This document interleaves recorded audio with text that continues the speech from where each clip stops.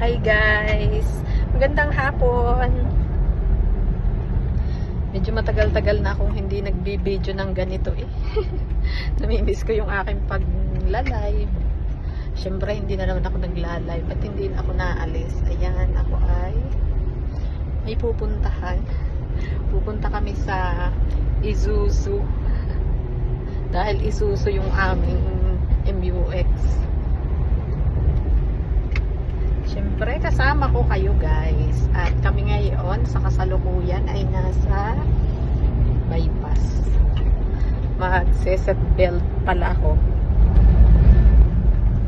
Hindi ako driver.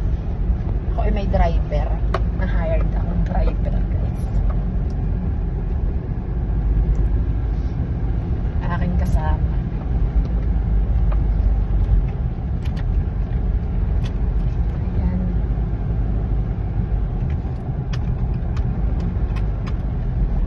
Hindi na ako sanay sumakay sa MUX. Hindi ko agad mai-seatbelt, maipasok ang aking seatbelt guys. Sama kayo sa akin. At ako ay magagawa na ng aking YouTube channel guys. Manood din kayo sa akin sa YouTube ha. Nag-a-advertise ako sa inyo. Thank you for watching.